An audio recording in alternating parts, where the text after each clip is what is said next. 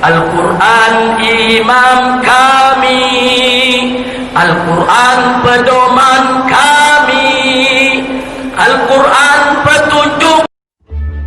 Dulu kita nggak ada tentara, nggak ada polisi. Dulu adanya Laskar Hizbullah, laskar-laskar Islam yang ada, saudara. NU punya laskarnya, ada Ansornya, ada Bansar. Muhammadiyah juga punya laskarnya. Mereka bergabung menjadi Laskar Hizbullah. Kemudian laskar-laskar ini digabung menjadi TKE, Tentara Keamanan Rakyat. Kemudian berubah lagi menjadi TRI, Tentara Rakyat Indonesia. Dan sekarang berubah menjadi TNI, Tentara Nasional Indonesia. Siapa yang bangun? Yang bangun seorang ustadz dari Madrasah Ibtidaiyah di Yogyakarta, namanya Sudirman. Kira-kira jelas tidak? Jadi tentara polisi jangan kurang ajar me kiai kuala.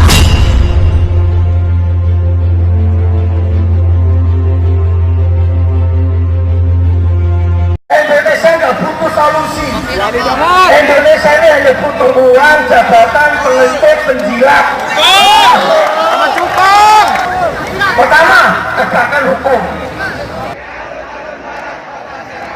Dan demi Allah, kami akan terus melipat gandakan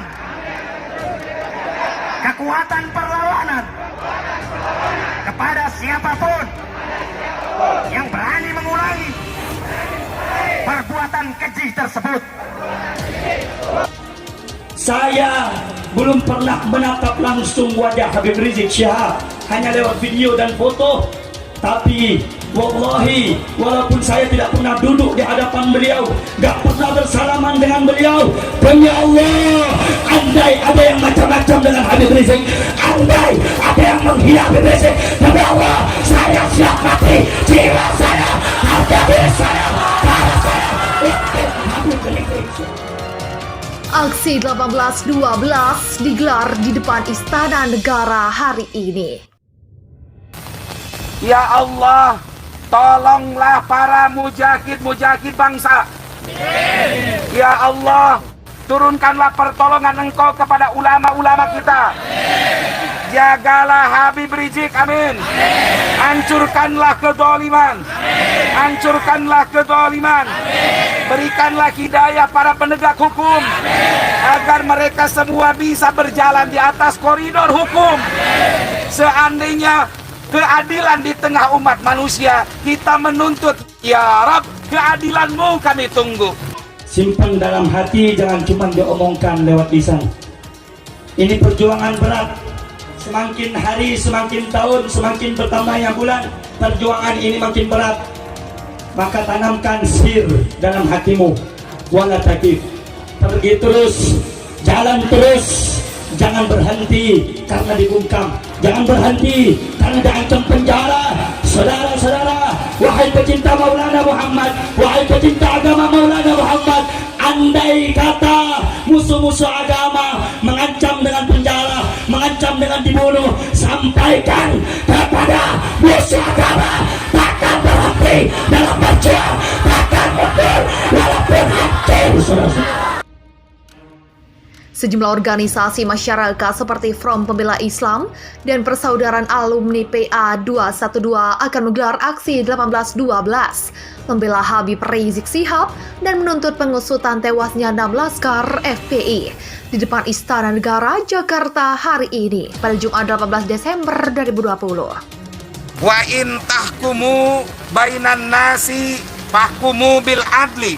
Seandainya engkau menghukumi manusia, maka menghukumlah secara adil. Ribuan mata menyaksikan peluru yang menuju kepada beliau, Allah balikkan, tidak mengenai beliau. Beliau siapa? Bukan orang sembarangan. Andai saya ditanya siapa seorang wali yang masih hidup zaman sekarang yang nyata bisa kita lihat, tiada lain, beliau adalah sosok imam besar Al-Habib Rizik Syihab. Wakil Sekretaris Jenderal Persaudaraan Alumni PA 212, Novel Bamukmin, mengimbau kepada massa yang akan mengikuti aksi unjuk rasa agar dapat mematuhi protokol kesehatan. Aksi rencananya akan digelar usai sholat Jumat sekitar pukul 13 hingga pukul 16 waktu Indonesia Barat. Indonesia nggak butuh solusi. Indonesia ini hanya butuh uang, jabatan, pelentik, penjilat. Pertama, tegakkan hukum. Dan demi Allah, kami akan terus melipat gandakan kekuatan perlawanan kepada siapapun yang berani mengulangi perbuatan keji tersebut. Taat prokes protokol kesehatan, memakai masker, cuci tangan atau hand sanitizer, serta jaga jarak dan hati-hati, kata Novel saat dihubungi pada Kamis 17 Desember 2020. Menurut Novel, pihaknya akan berusaha keras untuk mengetatkan penerapan protokol kesehatan dalam aksi tersebut, sehingga penyampaian pendapat terkait tuntutan massa aksi dapat tercapai. Saya belum pernah menatap langsung wajah Habib Rizik Syihab, hanya lewat video dan foto. Tapi wallahi, walaupun saya tidak pernah duduk di hadapan beliau, gak pernah bersalaman dengan beliau, demi Allah, andai ada yang macam-macam dengan Habib Rizik, andai ada yang menghina Habib Rizik, demi Allah, saya siap mati, jiwa saya, harga diri saya, darah saya.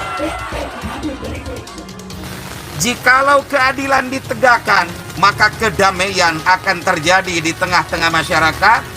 Tetapi jika keadilan tidak ditegakkan, maka kata beliau, naudzubillahi min dzalik, kedamaian tidak akan hadir dan negara ini menuju pada satu titik yang sangat nadir.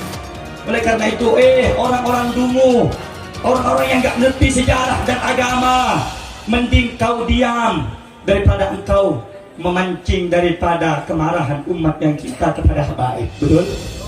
Betul? Kemudian nak jawab yang kompak dari hati karena cinta. Habib Rizik dihina, marah gak? Marah gak? Marah gak? Marah gak? Nggak mungkin mau, Pak. Nggak ada, tegakkan hukum coba. Kalau ada orang non-muslim, orang kafir, menghina agama, menghina Allah, potong lehernya, misalkan, potong tangannya, potong lidahnya, gantung di Monas. Atau kalau ada orang Islam yang menghina agama lain, hukum seberat-beratnya, tegakkan hukum. Selesai Indonesia ini. Agar penyampaian pendapat tersampaikan, juga prokes juga bisa dijalankan. Begitulah ujarnya. Tidak dapat izin polisi. Polda Metro Jaya tidak mengeluarkan izin aksi 18-12 bela Habib Rizik yang dilakukan oleh kelompok mengatasnamakan anak NKRI yang rencananya akan dilaksanakan di depan Istana Negara. Hari Jumat, keramat. Istana bakal dikepung massa pendemo. Amin Rais beri 2 opsi ke Jokowi. Hari ini, Jumat 18 Desember 2020, massa akan menggelar aksi demo di depan Istana Negara, Jakarta Pusat. Aksi unjuk rasa ini untuk menyampaikan tuntutan pembebasan HRS dan penembakan 6 anggota Laskar FPI yang tewas beberapa waktu lalu.